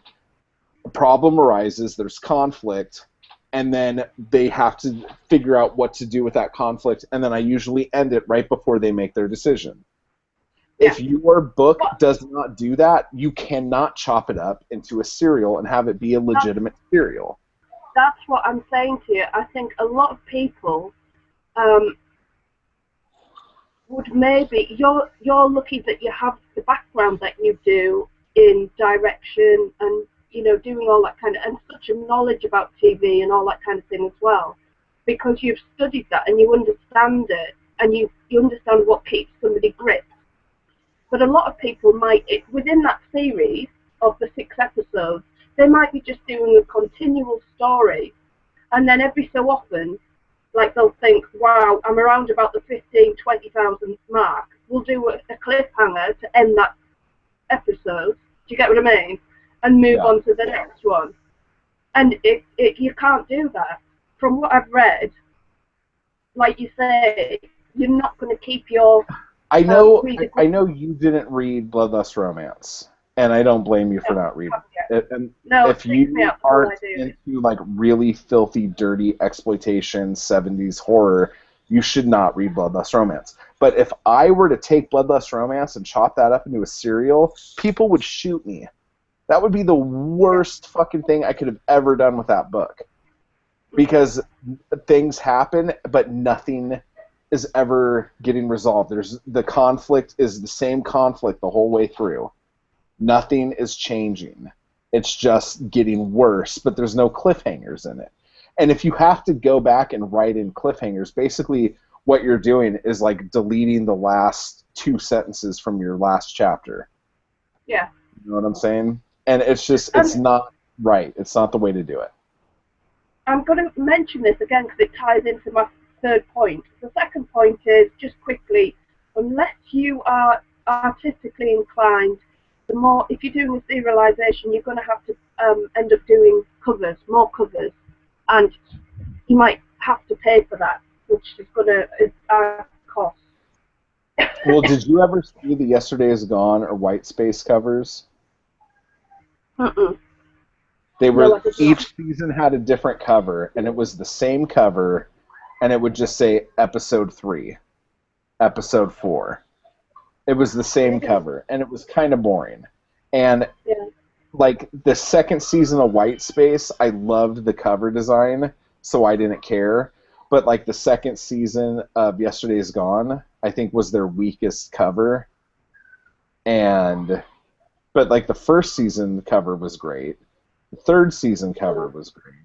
But I didn't like the second season. So if I was just someone who was buying their books week by week, I would have been kind of bummed out. And I think that's why Black Star Canyon kicks ass, because our covers are awesome. Yeah, they are awesome.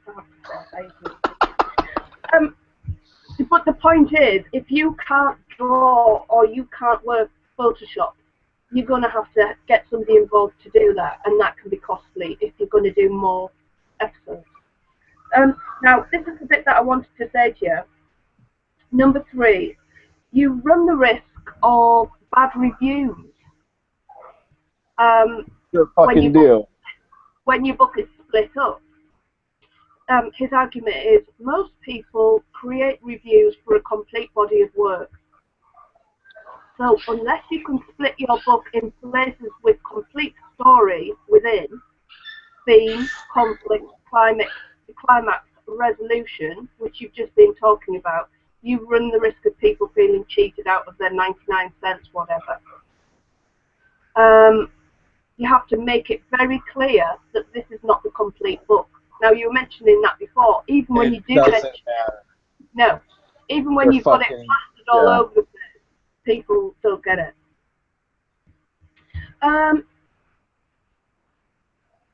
All the information he suggests, all in all, the discovery a serialization provides is well worth the risk, provided you have a complete book finished.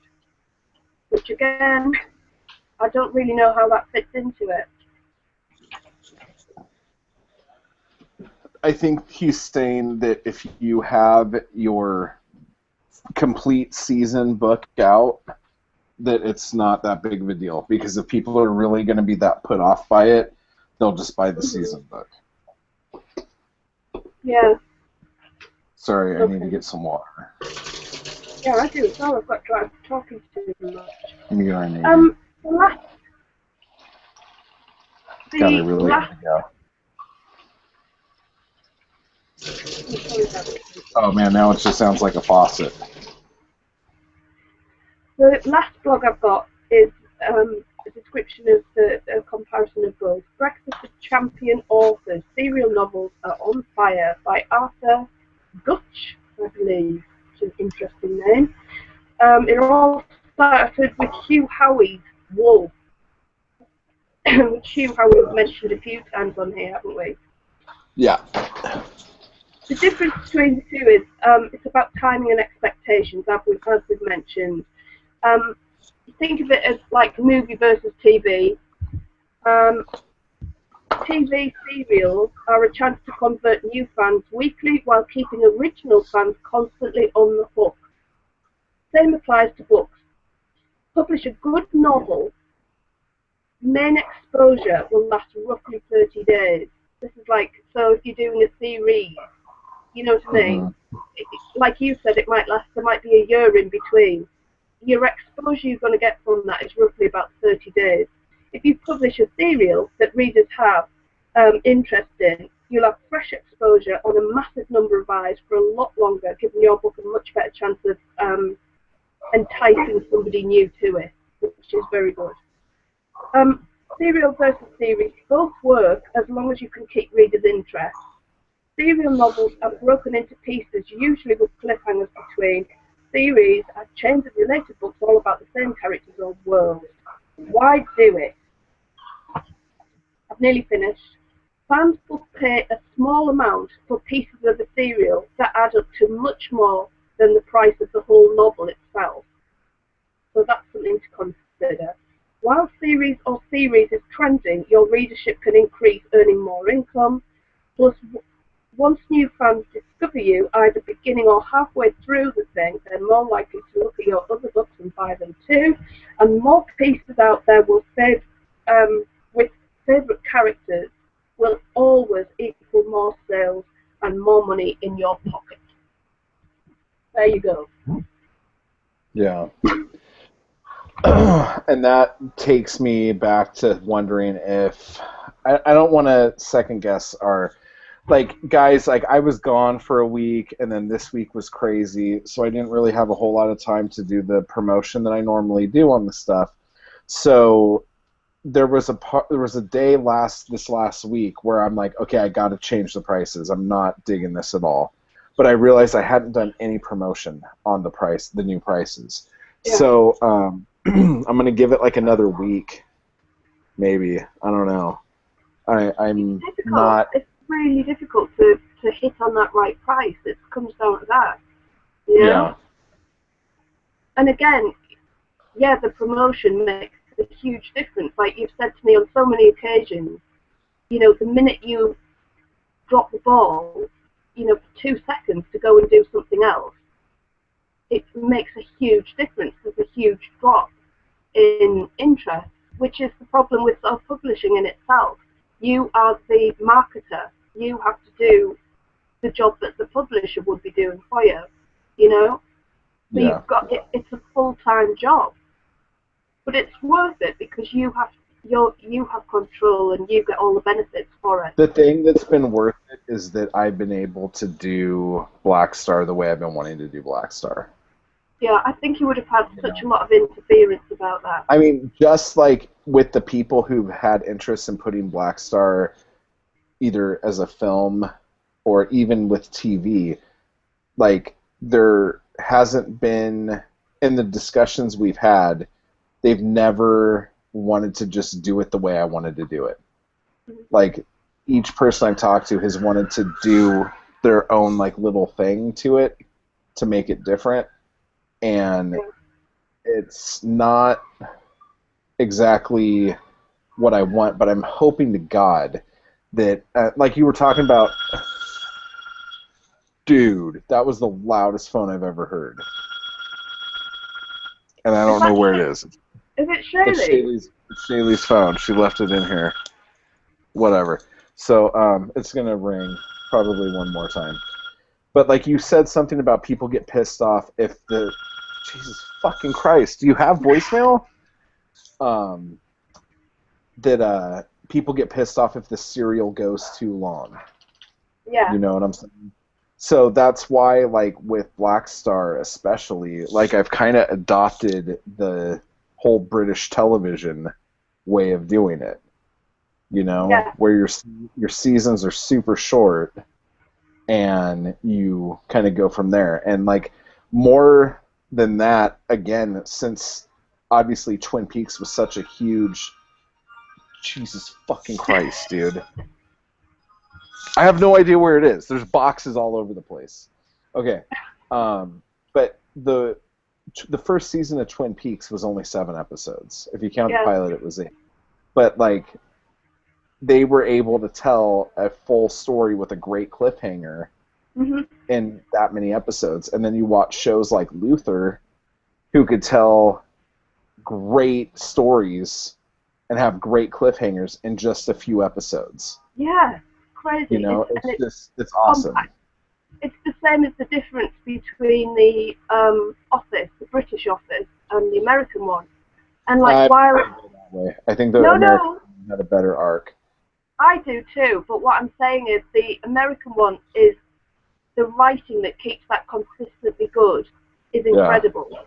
But the fact that you could kind of cram all that interest into like 6 episodes or however many it was, 12 episodes or something, 2 seasons of the British one. This is going to sound really funny, but I really think if your goal is a love story between 2 characters, I think you need to have a really long thing. Because if we want to talk The Office, UK to US, okay, the Pam and Jim saga was epic in the American Office. In the UK Office, not so much at all. Like, really not so much at all. It made me cry, the British one. Well, yeah, the last episode ends the way it's supposed to end. But the whole point is, it's a different style. Yeah, it is. But I think with romance, you need you need to draw that out more. But that's what he was saying. That's half the point there. If you've got your characters engaged, you can go on, you see, a series. Like Engaged to be Married? No. Once your readers are engaged, you know what I mean? As far as the series goes, it could go on forever. Like, because you could argue that The Office is a series rather than serial, because things are going on, but you can dip into it. It's a group of characters within something. It's not, there is ties to what's going on. It is a general overlying story, but it's not. But there's hardly ever a cliffhanger. And I think doing a comedy is a bad example, because seriously, Faulty Towers, I wish, was going on still.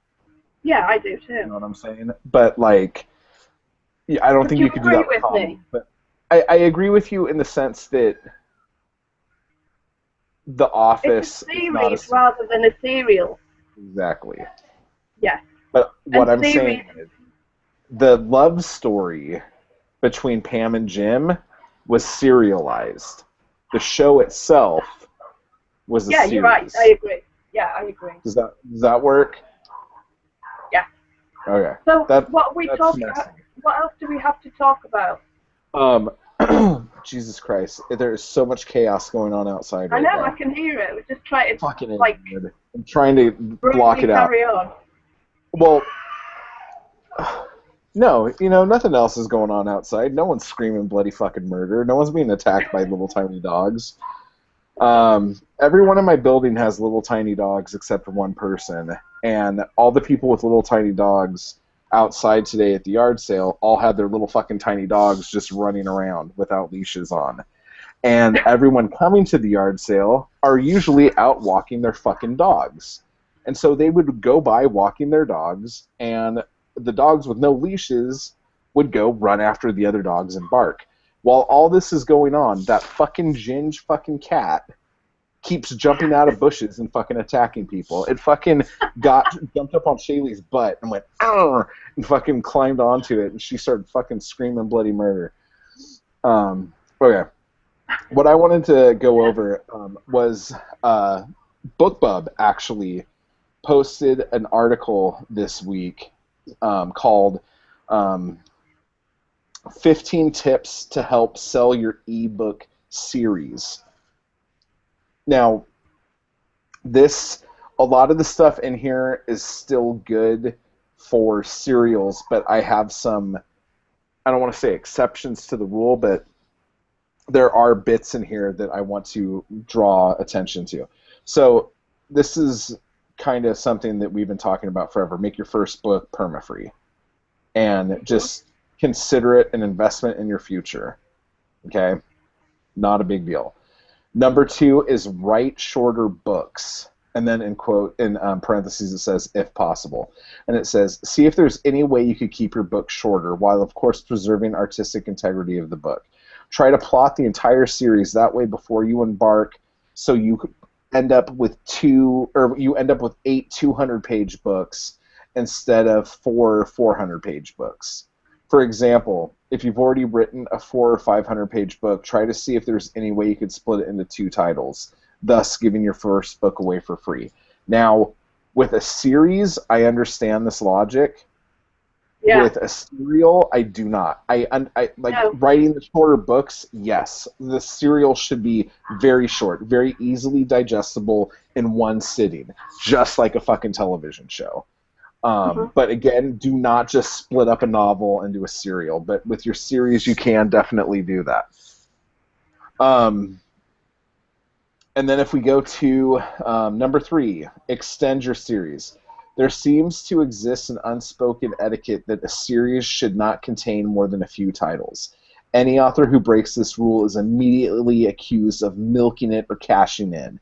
There is no reason why you have to subscribe to this. If your readers are still buying your books in strong numbers, then they still want more books in the series. And those fans won't necessarily show up to your next series, so don't be so quick in ending what's working. Now, I cannot stress this one enough. And I think this is why so many self-published authors are doing this. If you have a series, that brings the next group in. If you write, like, Muscle Rub 1, and then you go Muscle Rub 2, Muscle Rub Book 3, the people who read those books are more likely to keep buying those books. Because, for instance, I have a few different series that people do not cross over. My Creepology people do not necessarily read Black Star Canyon. Zombie Alpha people, by the way, Amazon made Zombie Alpha perma-free this week without me having to do a goddamn thing, which happened very prematurely. I wasn't ready for it, and now that book is doing gangbusters, but it's free. So anyway, those readers are not going to run off and read Black Star Canyon. The Shallow Jallow ones, even though Shallow Jallow is probably pretty close to Black Star Canyon with the exclusion of the comedy, those people are not reading anything other than my Shallow Jallow books as far as I can see. So if you have a series, you have to keep it going because you have created a fan base for that. Just like if Taco Bell all of a sudden decided, you know what, we've made enough burritos. We're just going to make tacos from now on. That would be fucking stupid. If you could keep making burritos and people will keep buying the burritos, then keep fucking making the burritos. Yes, you have tacos. Yes, you have tostadas. Yes, you have fucking chalupas and fucking gorditas and all these other fucking things. And which people all come have their fans. Exactly. And it's the same fucking logic. This part here is a business. For me, I like it because I've been feeling guilty that I write all of this great stuff for my characters, and then the movie's done, and then I never get to write about them again. And now they're in fucking purgatory in my brain while nothing fucking happens. With the series and the serials, I get to keep fucking having them play and come out and do fun shit. So, selfishly, I like that better. Okay? Next. If you have any questions or statements about this stuff, please stop me, okay? You're talking to me, generally. I'm talking to you. Oh. Number 4 is publish often. I found that series tend to sell better when the release time between books is shorter. Push yourself to write faster without, of course, sacrificing quality. In my experience, the optimal release time between books is approximately 4 weeks. The greater the time after that, the bigger the risk of losing momentum and readers. Of course, 4 weeks is near impossible feat for most writers, but do the best you can. And that right there, I think, is a really strong point, and that's something that a lot of the older writers who have been writing for like over 10 years, let's say, are never going to be able to jump on board with. It's no, because it's a style of writing. Yeah, it's just like, that's not how things are done. And I'm not going to say any names, but when I saw this article posted originally, there were some people talking back and forth about the word count, like writing shorter books and publishing faster.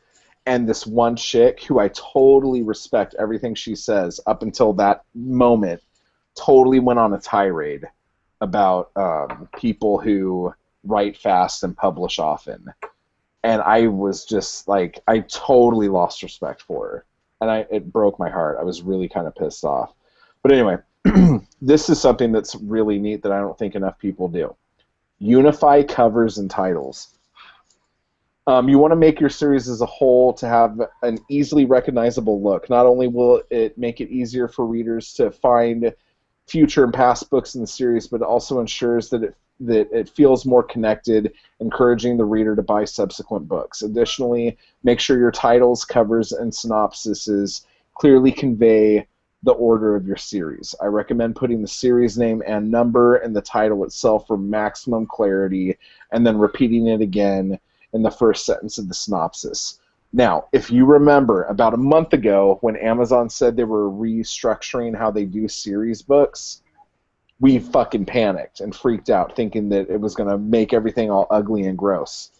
Dude, like, if you've seen any of the titles of my books recently, it's like Black Star Canyon, Season 2, Episode 1 of the horror mystery serial thriller Black Star Canyon book something. It's like, you can't be more like beating someone over the head. It's the new way Amazon does their series. It hasn't fucking changed a damn thing, at least for me. So that's been really helpful. And I think our covers are really unified, especially with the idea that we have like a logo, the Black Star Canyon logo especially. Yeah, the logos are the same, and it's a similar style. You know, it's a similar style of art, so you can recognize pretty quickly that it's the same thing. Same it's with like, the DLR. Yeah, and it's like, you know, like comic series, like Creepy and Eerie and stuff like that. It always had the same logo, so you always knew. The artwork might be different, but it was still similar artists, similar colours, you know, and it makes a difference when you're looking. Sometimes it's really difficult.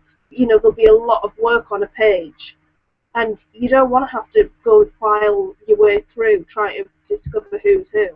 So it does make a difference. It's worth considering. It is. This one I'm on the fence about too. Make books available on all retailers. Most authors only make their works available on Amazon, Google, Apple, Kobo, and Barnes & Noble. And those do compromise the majority of sales. But there are many mid-sized and smaller retailers now, and if you reach dozens of them, it could add up to become significant. You might want to list on them individually or use a distributor such as Smashwords, EPUB Direct, or Overdrive, among others. Now, what I will say about this is I don't know if that's necessarily good advice. And one being that Amazon's the biggest store in the fucking galaxy. You will sell more books almost guaranteed on Amazon than anywhere else in the world. Second, we have books on 4 different stores, and for the most part, we barely make a dent on those. BookBub, however, they do specials for different stores. This article coming from BookBub might have more of a underlining motive, like trying to get authors to put their stuff up on more stores that they have associations with. So I wouldn't go necessarily run off and do that. But that's definitely up to you. Promote your free content. In addition to retailers that sell books, many websites and apps exclusively offer free content. Make sure to list perma-free titles on them, on as many of these platforms as possible, at least the top 10 in search results, and include links in the back of your perma-free titles to direct readers to buy any subsequent books. Lastly, offer free excerpts of your other titles so that readers who might be hesitant to jump in can sample your other work. Now, that is something that I've been thinking about doing. I know that with Zombie Alpha, I put the first chapter of Black Market Blood Drive, which is yet to come out. But I'm wondering if in, let's say, the second season of Black Star Canyon, I put the first chapter of every book I have. That would add up to be almost another full fucking book. I don't know if I want to do that. But that might be something to do. We considered doing, like, almost a book, but like an episode of something where you literally just put the first chapter of all your books available. Well, I know we were gonna do that with the Creepology Creepatizers. Which is like a really good idea, I think, so that people can see and just get a taster. But I think you could, people or authors could consider providing something like that, like a little taster, a little smidgen of all their work, so somebody can get that for free, download it for free, and look through and just think, yeah, I like the sound of most of these, and I reckon you would get business from that, because people think they're getting something for free. I think it would be really cool to put some of the stuff in other books, though. Yeah, definitely. I figured the zombie and the vampire thing, like most people who read vampire books might read zombie books and vice versa. But I don't know if people who read Black Star Canyon would necessarily want to read Anxious Anxiety or Shallow Shallow. But you can't possibly know, and you don't want to rule people out just because they're not necessarily what you think people might like, By giving them all the options, they've got it for nothing, You might just tempt people who you wouldn't normally capture their interest. Yeah, that makes sense. Good point. Okay.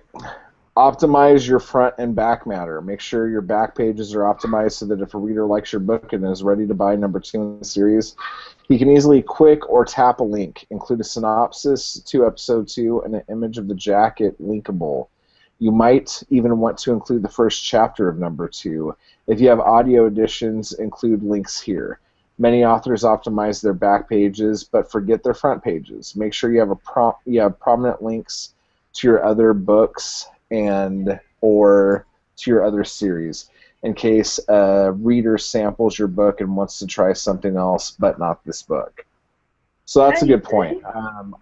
That's something that I should probably do. Put other work by this jerk and have all that stuff in there. That might be something to do. Yeah. Make your books available for pre-order. On the retailers that allow them, get as many of your future titles up for pre-order as soon as possible. In fact, it is ideal to release a new book and already have the jacket, title, and synopsis of the next book embedded at the end of the new release, with a link for a pre-order page, which should already be live. That's a really neat idea. Amazon does not allow you pre-orders, so that kind of smashes them out of the way. And for those of you who don't know, if you're making your different books for your different files, like for instance, if you're trying to get a book up on Apple and you even put the word Amazon in your book anywhere, they're going to reject it. So that's just a bunch of shit. How come you can have books and CDs and things as pre-order on Amazon? They just don't do it for self-published authors then, presumably? I don't think they even do it for indie people at all. Oh, right, okay. They do it with publishers, but not like I can't have them pre-order my next album or anything, you know. Right. Okay, so number 11, embrace DRM free and piracy. There's a lot of controversy over this issue, but I personally feel that it is better to err on the side of gaining readers than worrying about piracy. And I feel that to maximize sales, all books should be DRM free. This will lead to greater piracy, but I think that that may actually be a good thing. Millions of people browse for books on piracy sites. Why turn away millions of potential readers? If your first book is free anyway, put it on all the piracy sites yourself. Let people read it and then fight illegal downloads on the remaining books in your series through one of the services that will look for your pirated titles and take them down for a small fee. I'm all about piracy, and in fact, I'm not going to talk about it today, but something really big is going to happen this summer that means I'm helping the pirates help themselves to my stuff, and we'll talk about that a different day, I guess. But I'm all about it. I'm all about it. Well, 12. Yes. I kind of get that. You know, the more interest you get, it doesn't. You know, it's like any publicity is good publicity, right? Ideally, Yeah, you get money for it, but how? Here's the deal. The people who pirate stuff generally don't fucking buy anything anyway. So if they're at least talking about you to other people, that's great advertising. So I look at piracy as advertising because the people who download shit on pirate sites generally do not buy anything. So if someone downloads my book, in fact, I won't say what, but I've put one of my books up on piracy sites before, and it's still up there. And that's cool because people will read it and people will talk about it, and hopefully they'll talk about it to someone who still buys stuff. Yeah. So, I don't know. I don't think going after piracy sites is a big thing because honestly, if your shit's getting pirated, that means you're fucking famous. If people are willing to fucking steal your shit, it's because you're awesome. So fucking let them steal it. That's how I say it. Free? I think there's a tad bit of fear, even in the piracy community. If they're going to download something for free, they're doing it because they really want it. And if your piracy numbers are huge, then that's great because that means that many people really wanted your shit. Make your book available. Totally. Make your books available in multiple formats. Hiring translators is expensive. Blah, blah, blah, blah, blah. Getting your stuff in ACX and then maybe being able to split the royalties with the narrators is really, really great. Work with services like CreateSpace or Lightning Source to make print-on-demand versions. This is just something that we should be doing anyway. We do the print stuff now, and eventually we'll be doing the audio stuff. Be generous to your fans. Stay in constant touch with your fans and shower them with free books. Ask them to review your books. Let them know that they are free and write whatever they wish, positive or negative. Most fans who seek you out will want to help and support your work and be happy to post reviews. We're giving away a Kindle, people. Constantly experiment. Don't ever sit back on your heels and think you figured it all out, even if you become a bestseller. The industry is constantly evolving, and the beauty of ebooks is that you still have the freedom to instantly make changes on your experiment. So anything from like your cover, if you feel like your book would do better with a better cover, change your cover. If you feel like your books will do better if you change the price, change the price. Do whatever the fuck you want to do, and it's totally cool. You know, like you have the ability to do it, so do it. And then lastly, it says promote on BookBub. I found that BookBub to be the single most effective tool for driving ebook sales. So, yeah. So again, which is great, but they're very selective, as we found out. They're very selective, and you have to have a certain number of reviews and blah, blah, blah. So we'll talk about that another day as well. Yeah, we can't get all of our stuff on a lot of the review sites because all of our stuff doesn't have enough reviews. So, Yeah. or even the promotion sites because we don't have enough reviews. So please, people, we're not giving you a Kindle because we just love you guys to death, which we should. But we're giving you guys a Kindle to also help us out. We need more reviews so we could get our stuff on big sites to promote it and push it. So help us, please. Yeah. And that's basically it. So as far as the series book goes, again, if you are writing a series, write a series and write them quick. And I feel like I already dropped the ball on Zombie Alpha, but the fact that Zombie Alpha basically kind of just hung around and is now doing really good, I feel more comfortable knowing that the next Zombie Alpha book is going to be coming out pretty soon. So I feel pretty good about that. Promotion. You can't stress enough how important promotion is to these things. Totally. It makes a huge, huge difference. And we can say that from absolute confidence, can't we, from experience. The minute that you drop the ball, your sales will falter. As simple as that. So think about constantly different ways of getting your work out there. I agree. So do you have anything else? No, I don't. I think we've talked for long enough, and I think people will be sick of the sound of our voices, even though we're talking absolute gems of information. Awesome stuff. This is a really good show, and I really dig everyone for hanging out. Yeah, me too. Thanks so much. Yeah, and next week we're going to have a guest, and I'll make sure that it's the right guest. Are we? I know who it's supposed to be, but I just want to make sure that they're actually going to do it still. So how come I don't know about this? You know about it. I told you about it 3 weeks ago, and you thought it was a great idea. Oh, right. Okay. Oh, yeah, there was that. Okay. Well, I have to go back and try to sell my mystery box. I could see it on the stool out on the middle of the sidewalk. So is your daughter no one still has there? bought. Yeah, she's chasing the wiener dog. Oh. She is not selling anything. She's chasing a dog. She doesn't seem to be putting her full efforts into it, does she?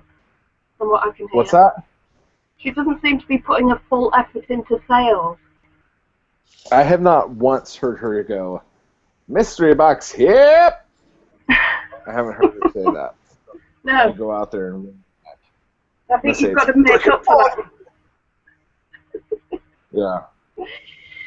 Well, I hope that what we've been talking about today has been of some use to people. And please keep in touch with us and go on the Facebook page and give us some feedback. That would be awesome. We're always around. We're always wanting to talk.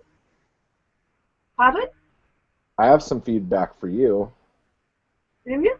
Can you post those blog links in the 451 group on the Facebook? Hell yeah, I can.